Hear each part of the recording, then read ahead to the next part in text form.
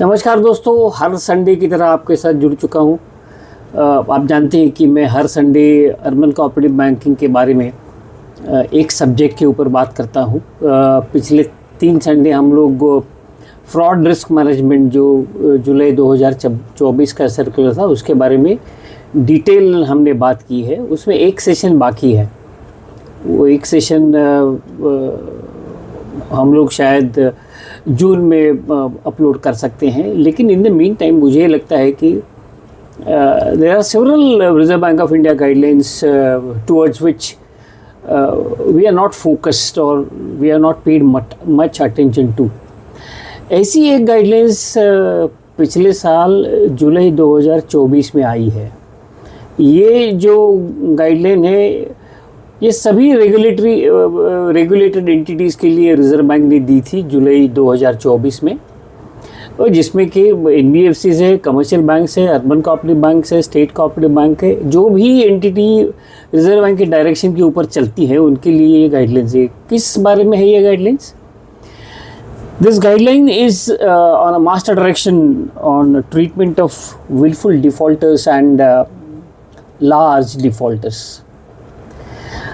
हम लोग urban cooperative bankers typically ये विलफुल डिफ़ॉल्ट के बारे में, हालांकि हम जानते हैं विलफुल डिफ़ॉल्टर क्या होता है, या जिसको हम कहते हैं ना कि बोरोर के पास पैसा है फिर भी वो नहीं दे रहा है। सिंपल डेफिनेशन है, he has money but he doesn't have willingness to pay the bank, is a wilful defaulter.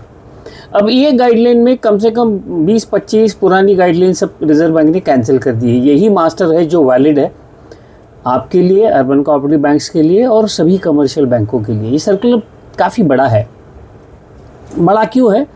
क्योंकि इसमें commercial bank, foreign bank, RRB इनके लिए अलग अलग सूचनाएं हैं। There are different instructions to different category of banks और lenders is the word that is used by Reserve Bank of India in this particular guideline. और टिपिकली अर्बन कोऑपरेटिव बैंक्स जो है वो अर्बन कोऑपरेटिव बैंक्स ये wilful default को दूर ही रखना चाहते हैं। मैकेनिज्म क्या करते हैं? वो डिफ़ॉल्ट हो गया उसको बोलते हैं तेरा विलफुल डिफ़ॉल्ट हो गया, रिपोर्ट हो जाएगा, कहीं से पैसा नहीं मिलेगा, हमारा पैसा भर दे। वो बोरोर भी डर के मारे भर देता है। लेकिन कई ऐसे जटिल बोरोर्स होते हैं कि जो बैंकर्स जो भी कहते हैं उसकी तरफ ध्यान नहीं देते हैं और वो they continue to default. So these are the guidelines with the intention of which it has been made very clear. What is the intention? Comprehensive guidelines delineating, that is describing the regulatory framework for the classification of borrower as a willful defaulter. This is the first paragraph. वजह क्या है? Financial system में वो discipline लाना चाहते हैं, integrity maintain करना चाहते हैं, और इसके लिए आप अगर लाइसेंस होल्डर हो, रिजर्व बैंक से आपने लाइसेंस लिया है, तो ये गाइडलाइंस आपको इम्प्लीमेंट करनी है। आप किसी भी बोरोर को विलफुल डिफ़ॉल्टर करें या न करें वो अलग बात है, अलग मायने रखता है वो। क्योंकि अगर आपने किसी बोरोर को विलफुल डिफ़ॉल्ट नहीं किया, ये गाइडलाइंस आने के बाद में आपकी इंस्पेक्शन में अगर रिजर्व बैंक प्रूव कर पाई कि ये जो बोरोर है ये आपका विलफुल डिफ़ॉल्टर है, फिर भी आपने उसकी जो प्रोसेस है विलफुल डिफ़ॉल्ट क्लासीफाई करने की या रिपोर्ट करने की या सिबिल को या CIC को देने की आपने कोई कंप्लायंस उसमें नहीं किया है, and then it will attract severe penalty. ये सर्कुलर इशू हुआ 30 जुलाई 2024 को, और आपको पढ़ने के लिए रिजर्व बैंक ने इसमें 90 डेज़ की मोहलत दी। It's a rare event. उन्होंने ये कहा है इस सर्कुलर में कि ये सर्कुलर हम इशू तो कर रहे हैं 30 जुलाई को, लेकिन 90 दिन के बाद लागू होगा। यानी कब होगा लागू? रफली अराउंड 1 नवंबर 2024। इसका मतलब ये है कि 1 नवंबर 2024 को ये सर्कुलर एप्लीकेबल हो गया है। आपने अगर इसे पढ़ा नहीं है तो मेरे आने वाले 2 या 3 संडे में इसी सर्कुलर के बारे में मैं डिटेल में जानकारी दूंगा। उसको इम्प्लीमेंट किस तरह से करना और इसका इंटरप्रिटेशन क्या है ये सब आपको बताऊंगा। मेरा मानना ये है कि सर्कुलर पढ़ने में लगता कॉम्प्लेक्स है, लेकिन है बहुत आसान। उसमें कोई परेशानी नहीं है अगर हम क्लैरिटी ऑफ थॉट्स लेते हैं। If you are very much clear about our thought process, then this circular certainly helps us in identifying wilful defaulters. और रिजर्व बैंक का ये सर्कुलर में रेफरेंस ऐसा आता है कि हम लोग तो अभी ये कह रहे हैं कि 25 लाख के ऊपर जितने बोरोअर हैं उनको इस डेफिनेशन में लाया जाए। तो पहले पार्ट में हम लोग इसका इंट्रोडक्टरी पार्ट और डेफिनेशंस और फॉर्मेशन ऑफ कमिटीज़ इसी के बारे में चर्चा करेंगे।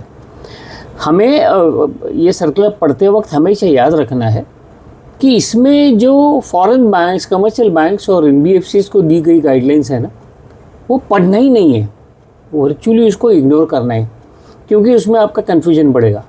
जो गाइडलाइंस अर्बन कोऑपरेटिव बैंक्स को एप्लीकेबल है वही पढ़ना है। वही अगर आप पढ़ोगे, सर्कुलर आसान है, बहुत आसान है। मैं आज थोड़ा डिटेल में इसके बारे में बात करूँगा। This particular subject of wilful defaulters और large defaulters, this particular series will run on 3 consecutive Sundays.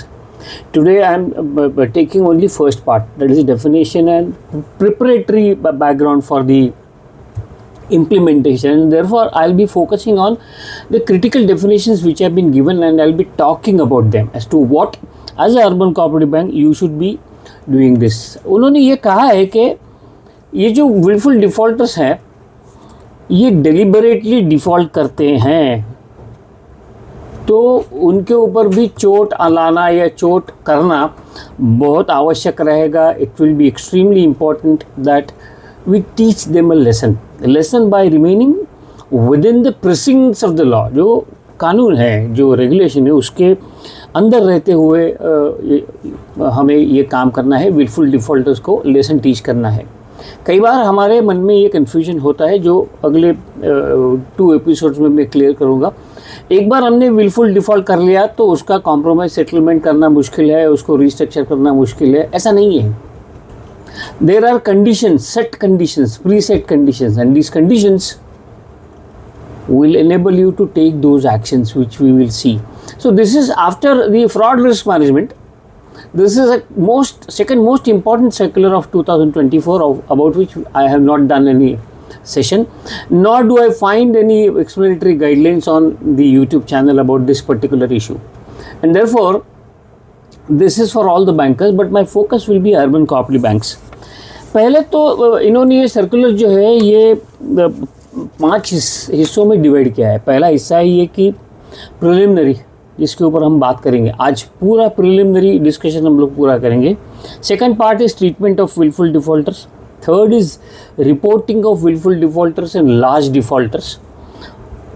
चौथा होगा preventive measures and role of auditors, और उसी में हम लोग 5वां जो रिपील प्रोविजन है उसके बारे में रेफरेंस लेके बात करेंगे। सबसे इम्पोर्टेंट चीज़ as a urban cooperative bank आपको क्या ध्यान में रखनी है कि ये इशू हुआ है section 45L of reserve Bank of India act, section 21, section 35A, section 35A read with section 56 of urban cooperative banks which is applicable to us. ये सेक्शन क्यों इन्वोक किए गए हैं? सेक्शन इन्वोक करने की वजह एक ही है कि violation identified under this particular circular will be punishable by the enforcement department of reserve Bank of India. तुम्हारा रिजर्व बैंक का इंस्पेक्शन होने के बाद में ये सर्कुलर के बारे में अगर कुछ वायलेशन उनको मिलता है, जैसे कि मैंने शुरू में कहा कि आपने विलफुल डिफ़ॉल्टर बोरोर को घोषित ही नहीं किया। मेरा ये मानना है कि अगर ये विलफुल डिफ़ॉल्टर आपने घोषित नहीं किया लेकिन उसने अगर पैसा आपका भर दिया, कुछ ज़्यादा प्रॉब्लम नहीं है, ज़्यादा प्रॉब्लम नहीं होगा, क्योंकि लायबिलिटीज एग्जिस्ट नहीं करेगी, वो एसेट एग्जिस्ट नहीं करेगी। From bankers point of view it's an asset, asset will not exist, liability from borrowers point of view. तो अगर अकाउंट ही बंद हो गया और आपने उसको विलफुल डिफ़ॉल्ट नहीं किया तो शायद रिजर्व बैंक इसमें थोड़ा इग्नोर करेगी, लेकिन आपको सिस्टम के लिए तमाचे ज़रूर देगी। क्यों देगी? Because you need to work in the system. It's not the individual who should be working on a system, it is the entire institution which has to work in the system, and that's here. तुम्हारे पास जो compliance department है उसका काम पूरा बढ़ जाता है। उसका काम इसलिए बढ़ जाता है कि हम लोग जब पार्ट 2 और पार्ट 3 में बात करेंगे कि इसको आइडेंटिफाई कैसे करना और प्रोसेस कैसे करना। आज हम सिर्फ फोकस करेंगे कि एज अ कोऑपरेटिव बैंक हमें किन डेफिनेशंस पे फोकस करना है और उसको ध्यान में देना है। रिजर्व बैंक का ये भी कहना है कि the primary objective of this directions is to provide for a non discriminatory and transparent procedures. हमें आदत किस चीज़ की है? Non discretionary, non discriminatory. इसमें डिस्क्रिशन शब्द का इस्तेमाल उन्होंने नहीं किया है। अभी इसकी जो नज़ाकत है, ये भाई डिस्क्रिशन वर्ड इसमें क्यों नहीं यूज़ किया, वो आगे आने वाले पार्ट में आपको मिलेगा। वो डिस्क्रिशन शब्द इस सर्कुलर में उन्होंने नॉन डिस्क्रिशनरी नहीं कहा है। इसका मतलब ये है कि बैंकर्स को डिस्क्रिशन दिया गया है। क्या डिस्क्रिशन दिया गया है आगे हम देखेंगे। You continue to watch this series, you will get a complete idea as to what as a bank you need to do. So what Reserve Bank of India is saying? Reserve Bank of India is saying that non-discriminatory and a transparent procedure, दुनिया को मालूम हो ऐसी आपकी procedure हो चाहिए, having regard to the natural justice for classifying a willful defaulter by the lenders। अगर किसी borrower को आपको willful default करना है तो आपको natural justice फॉलो करना है। वो नेचुरल जस्टिस की प्रोसेस इसमें डिस्क्राइब की गई है। जो सेकंड चैप्टर है ट्रीटमेंट ऑफ विलफुल डिफॉल्टर, उसमें वो नेचुरल जस्टिस की बात करते हैं कि भाई आप कोई पैसा नहीं भर रहा है उसको आप कहोगे कि हम आपको विलफुल डिफॉल्टर कर देंगे, ऐसा नहीं होगा। You have to conduct a process, you have to examine the transactions in the account, you have to examine the behaviour and then decide whether the borrower is defaulting wilfully. So ये सब चीज़ें जब आती हैं assessment की, वहाँ पे discretion थोड़ा बहुत आ ही जाता है। तो ये रिजर्व बैंक ऑफ इंडिया जानती है, इसलिए डिस्क्रिशन इस वर्ड का इस्तेमाल इसमें नहीं किया है। नेचुरल जस्टिस की बात हो गई है। और सबसे अहम चीज़, the directions also aim to put in place a system to disseminate credit information about wilful defaulters for cautioning lenders in the industry.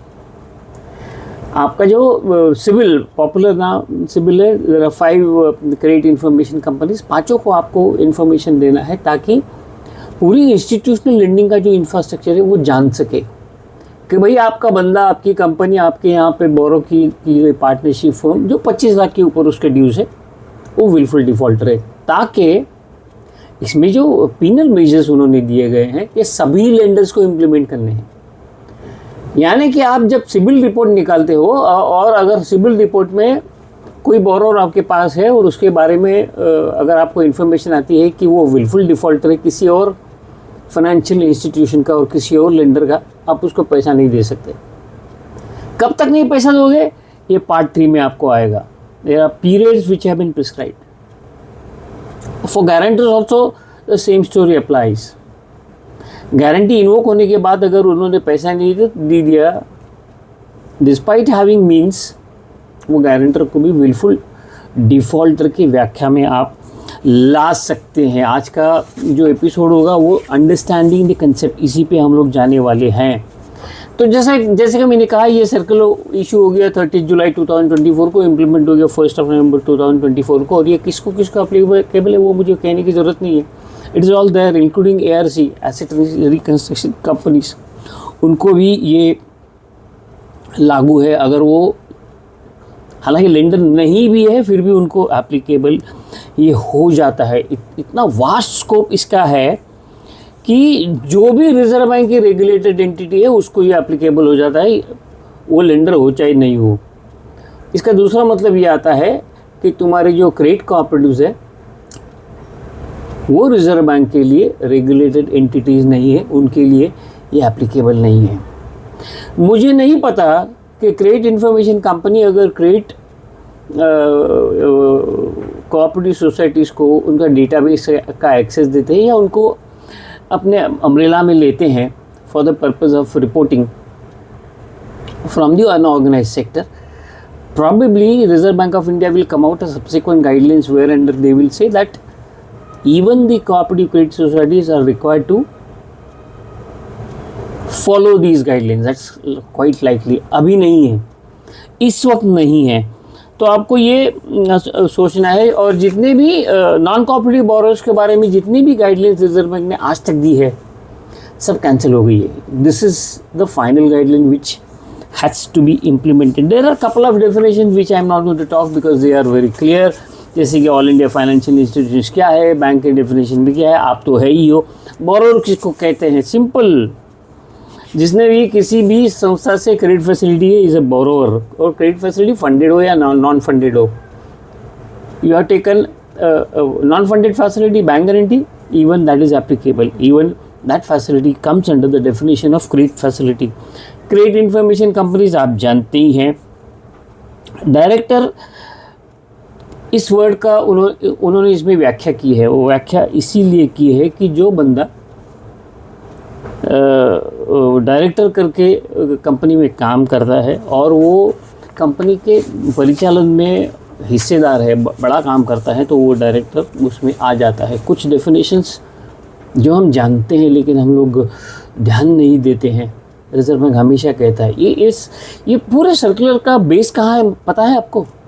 ये सर्कुलर का बेस है एंड यूज ऑफ फंड्स। हम हमेशा उसको इग्नोर करते आए हैं। And use is the key thing. जिस चीज़ के लिए पैसा दिया गया है उस चीज़ के लिए बोरोर ने उसका इस्तेमाल करना अपेक्षित है, अनिवार्य है। वो अगर नहीं करता है विलफुल, हालांकि amount should be less than 25 lakhs, that's what the guidelines currently says. कल जाके वो सभी को अप्लाई हो सकता है।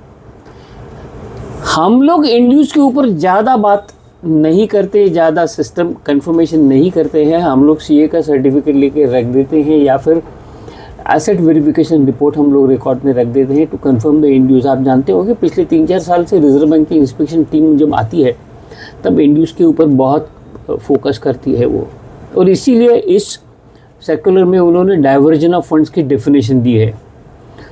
कोई भी ट्रांजैक्शन आपके बोरोर अकाउंट में हुआ हो, ये मान के चलो कि जहाँ पे लिमिट 25 लाख के ऊपर है, ऐसे अकाउंट के बारे में बात कर रहा हूँ, या आउटस्टैंडिंग 25 लाख के ऊपर है, छोटे वालों को मैं कवर ही नहीं कर रहा हूँ। तो ये जो भी मैं बात कर रहा हूँ, you have to presume that it is for the accounts beyond 25 lakhs, outstanding beyond 25 lakhs। तो वो ये कहते हैं कि डाइवर्जन ऑफ फंड्स किसे कहते हैं? जैसे कि शॉर्ट टर्म फंड दिए हैं और उसका इस्तेमाल लॉन्ग टर्म के लिए किया गया। आपने वर्किंग कैपिटल लिया लेकिन बोरोर ने उसमें से मशीनरी लिया, जेन्युइन है, but that is a diversion.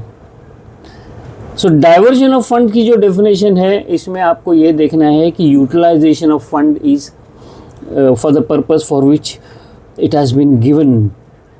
जैसे कि आपने जिस एसेट के लिए पैसा दिया वो एसेट में यूज करने के बजाय कहीं और यूज़ किया गया। आपने 70 लाख का हाउसिंग लोन दिया, वो बंदा जाके 70 लाख की BMW लेके आता है, that is the diversion of funds.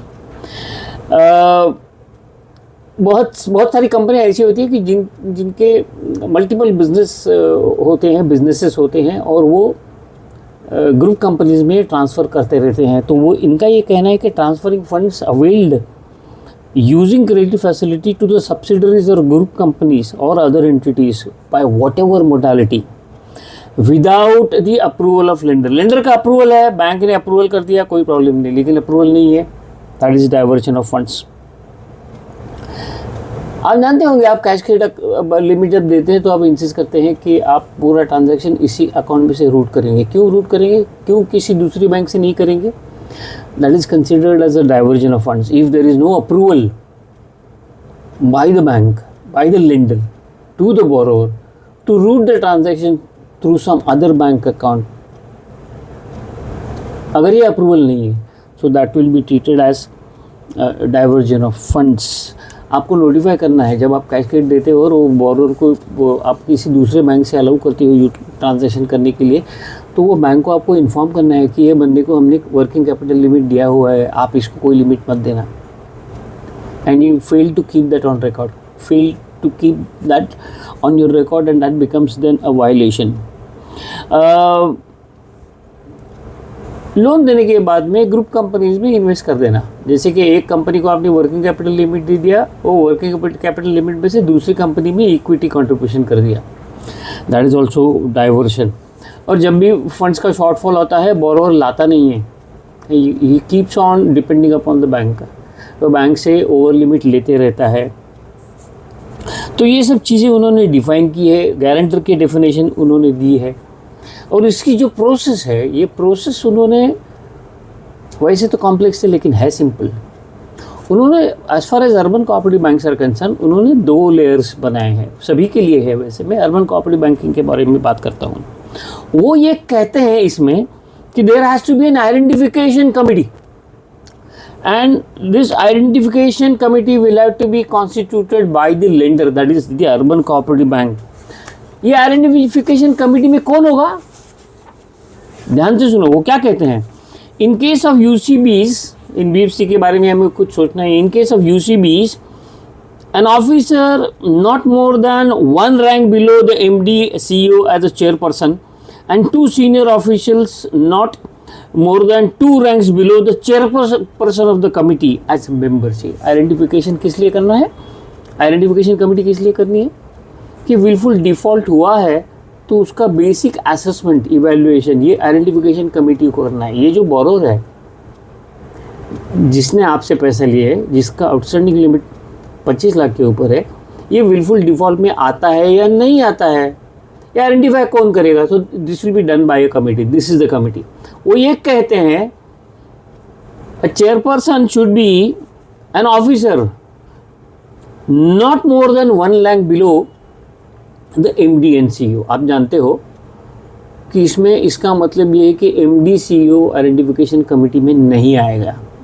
मुझे लगने वाला मतलब ये है, जैसे कि आपके कंपनी में एमडी है, फिर जनरल मैनेजर है, या फिर सीजीएम्स है, फिर डीजीएम्स है, फिर एजीएम्स है, फिर चीफ मैनेजर्स है, फिर सीनियर ऑफिसर्स है। नॉर्मल अर्बन कोऑपरेटिव बैंक में ये रैंकिंग होता है। तो सबसे जो ऊपर वाला बंदा है, जो एमडी है, उसके 1 रैंक बिलो कौन है आपके बैंक में? या तो सीजीएम होगा, या फिर जीएम होगा, या फिर डीजीएम होगा, या फिर एजीएम होगा, depending upon the size of your bank. So that 1 rank below fellow should be the chairman of this identification committee. और ये जो बंदा होगा उसके अंडर, समझो आपने डीजीएम को इस कमेटी का चेयरपर्सन बनाया। मान के चलो कि आपके पास सीईओ के बाद में डीजीएम है, जीएम आपके पास नहीं है। जीएम है तो जीएम आपको प्रिज्यूम करना चाहिए कि rank below MD is GM. अगर जीएम नहीं है तो DGM. So depending upon the structure that your bank is having, of one person, one senior most person below MD should be the chairman. वो chairman होना चाहिए। उसके नीचे समझो आपने DGM को इसको chairman किया, तो 2 ranks lower, तो DGM के नीचे नॉर्मली AGM आता है और AGM के नीचे नॉर्मली चीफ मैनेजर आता है। अलग अलग बैंक्स अलग अलग ये रखती हैं। तो उनका ये कहना है कि 2 senior officials not more than 2 ranks below the chairperson. अभी चेयरपर्सन आपका समझो हो गया डीजीएम, तो 2 rank below AGM and chief manager. So chief managers के लेवल के 2 ऑफिसर इस कमेटी के आपके क्या कहते हैं उसको, कमेटी के मेंबर्स होंगे। So each of this committee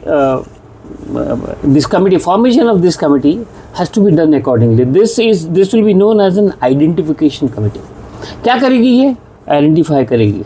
किसको आइडेंटिफाई करेगी? विलफुल डिफ़ॉल्टर वाले अकाउंट कितने हैं, या जो अकाउंट आपका विलफुल डिफ़ॉल्ट वाला है उसको आइडेंटिफाई करेगी। ज़रूरी नहीं है कि जो विलफुल डिफ़ॉल्ट वाला अकाउंट होगा वो एनपीए ही होगा, नॉट नेसेसरी।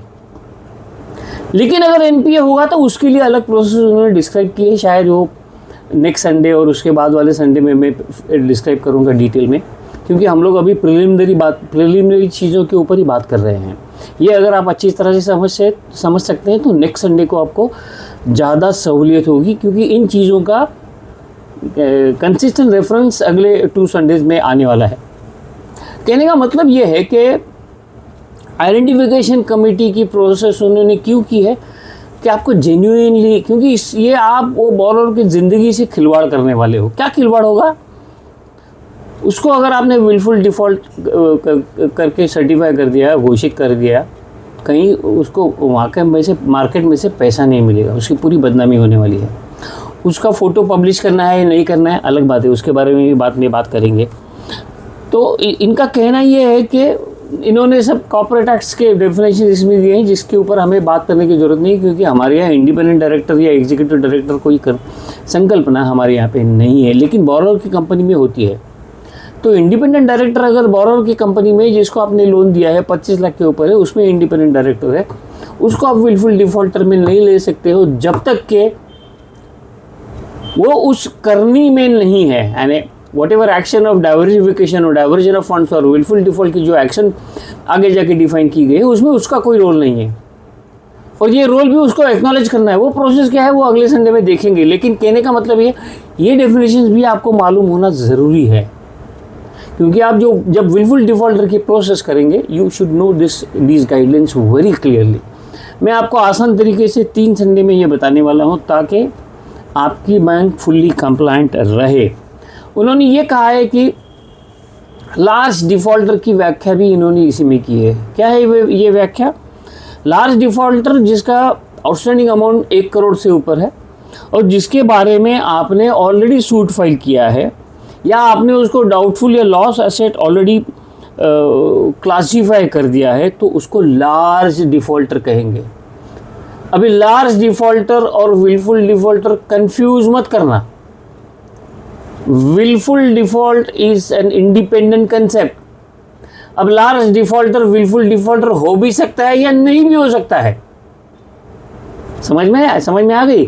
लार्ज 1 करोड़ के ऊपर का अकाउंट एनपी हो गया, आपने सूट फाइल किया, लेकिन वो विलफुल डिफ़ॉल्ट में ना आ सकता है। जेन्युइन बिजनेस डिफिकल्टी से उसका धंधा बंद हो गया, yes he is a large defaulter, लेकिन शायद वो विलफुल डिफ़ॉल्टर नहीं होगा। यही बात जो है ये आपको समझनी चाहिए, क्योंकि this is what discretion is all about. This is the discretion. तो आप ये समझ लो कि लार्ज डिफ़ॉल्टर की व्याख्या उन्होंने दी है, विलफुल डिफ़ॉल्टर की व्याख्या 25 लाख के ऊपर है।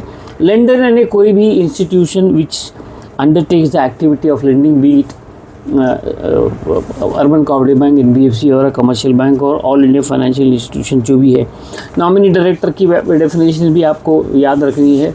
इन केस ऑफ प्रोसेस और the procedure of treatment of wilful defaulter जब आप करेंगे तब ये डेफिनेशन आपको काम में आने वाली है। उन्होंने प्रमोटर की डेफिनेशन दी है। प्रमोटर ये जो बंदा होता है ये कंपनी को चालू करता है और उसका डिसीजन कंपनी में इम्पोर्टेंस रखता है।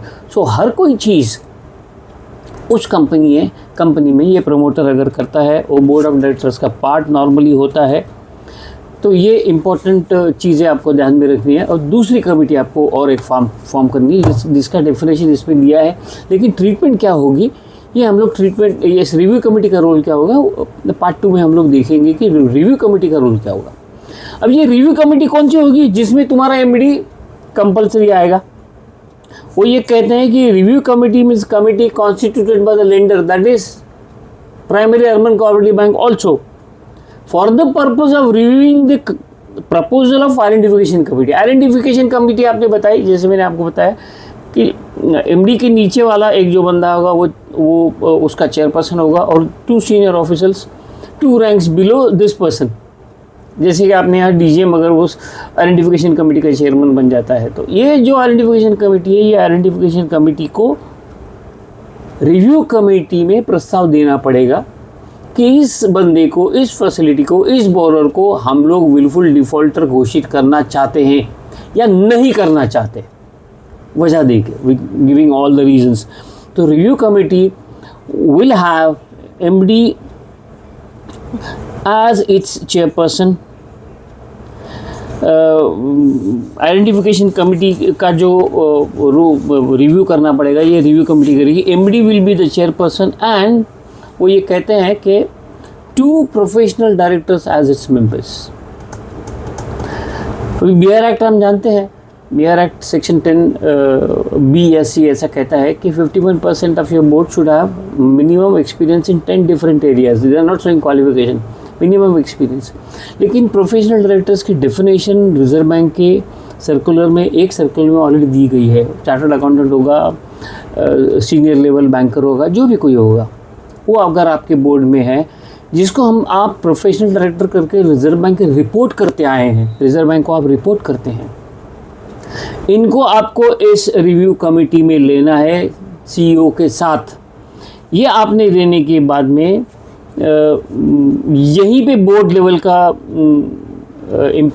ये आता है, पार्टिसिपेशन आता है। और सबसे इम्पोर्टेंट चीज़ उन्होंने रिपीट की है वो ये है कि जो बंदा आइडेंटिफिकेशन कमेटी में काम कर रहा है वो रिव्यू कमेटी का पार्ट नहीं हो सकता।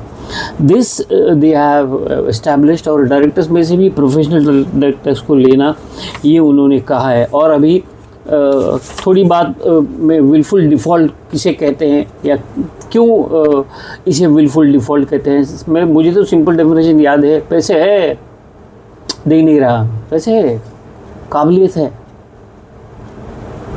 लेकिन इंटेंशन नहीं है।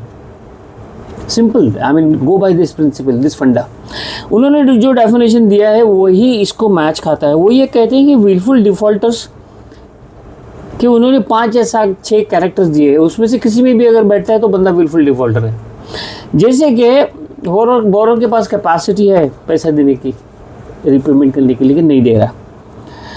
बोरोर ने पैसे डाइवर्ट कर दिया, आपके इंस्टॉलमेंट भर रहा है वो। जैसे मैंने आपको एग्जांपल दिया कि आपने हाउसिंग लोन दिया 70 लाख का और उसने BMW ले ली, पैसा आपका भर रहा है, लेकिन he has diverted the funds. That is also a willful defaulter. Simply by remaining or having a PA account. ऐसा नहीं है कि willful default वाला अकाउंट NPA ही होना चाहिए, ऐसा ज़रूरी नहीं है। ये परफॉर्मिंग अकाउंट भी आपके willful डिफ़ॉल्टर की व्याख्या में आ सकते हैं, जिसको हम इग्नोर करते हैं। हम क्या सोचते हैं कि हमारे पैसे वो भर रहा है, हमें क्यों चिंता करने की ज़रूरत है। Is paying our dues. भले उसने हाउसिंग लोन लिया, हाउसिंग लोन का रेट का बेनिफिट लेने के लिए उसने हाउसिंग लोन ले लिया, हाउसिंग लोन लिया ही नहीं, randomly Reserve Bank of India check करेगी आपने अगर छुपाया भी होगा, उसका इंस्टॉलमेंट आता है, स्टैंडर्ड आता है। You do know that the standard asset scrutiny is done by Reserve Bank of India from a different angle by taking data dump from you. तो जो रेगुलर रीपेमेंट करने वाला है ऑन डॉट पेमेंट आता है, लेकिन जो पैसा दिया है उसका गलत इस्तेमाल किया है, he is also wilful defaulter. धंधे में से पैसे निकाल लिए, क्या हुआ, वर्किंग कैपिटल में से लड़के की शादी कर दी, लड़की की शादी कर दी, उसी में से पेमेंट सब कर दिया। जो एसेट आपको चार्ज किया था वो एसेट अब उसने बेच दिया, और उसने जो कमिटमेंट दिया था कि मैं ये पैसा लाऊंगा, शॉर्टफॉल हो रहा है, तुम्हारा डेट इक्विटी रेशियो में प्रॉब्लम हो रहा है, आई इंट्रोड्यूस द फंड, मेरे पास पैसे है, बोरोर के पास पैसे है, लेकिन वो नहीं ला रहा है। All this fellows would fall under the definition of wilful default. Guarantor के बारे में, गारंटी इन्वोक कर दिया, ऑनर नहीं किया, वो भी हो गया wilful defaulter.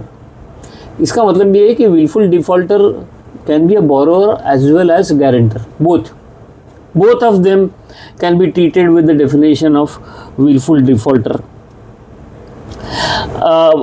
Willful defaulter again means a borrower or guarantor who has committed willful default and the outstanding amount is rupees 25 lakhs and above, or as may be notified by Reserve Bank of India from time to time. आज 25 लाख है, कल जाके वो 10 लाख हो सकती है, परसों जाके 5 लाख हो सकती है। गलत काम करना ही नहीं है बॉस, क्योंकि वो सिस्टम, फाइनेंशियल सिस्टम की इंटीग्रिटी की बात रिजर्व बैंक ऑफ इंडिया कर रही है, तो धीरे धीरे नीचे आएगा, आने ही वाला है। तो आप ये सोच के आपकी सिस्टम आपको अच्छी करना है, तैयार करना है। अगले पार्ट में हम लोग क्या देखने वाले हैं, अगले पार्ट में हम लोग देखेंगे ट्रीटमेंट किस तरह से करना है, प्रोसेस किस तरह से करना है, आइडेंटिफिकेशन प्रोसेस कैसी होगी, तुम्हारी एक्शन क्या होगी। So keep watching, this is a very important circular, very interesting circular and very complex one. So keep on following this particular channel for easy understanding of the complex subject. अगर आपको मेरे विचार अच्छे लगते हैं, अगर आपको लगता है कि मैं सही ढंग से बात करता हूँ, please like and subscribe, share this video with all your banking fraternity, with all your officers, with all your clerical staff. Let them subscribe. They will understand. मैं हिंदी और इंग्लिश दोनों में बात करता हूँ ताकि भारत का कोई भी व्यक्ति अर्बन कोऑपरेटिव बैंक में इंटरेस्ट रखने वाला इसको समझ सके, और आपके बोरोर भी इसको समझ सके। All your borrowers who are defaulting, they have to decide whether the default is genuine और otherwise. If the default is not genuine, genuine का मतलब क्या है, सचमुच परेशानियाँ आ गई, genuine difficulty, you did not classify him as a willful default. Remember, this is a very important circular. So keep watching this particular channel for the consecutive next 2 Sundays at least to completely understand the concept, the ideas, the systems and process about the willful defaulter. Thank you so much for watching me.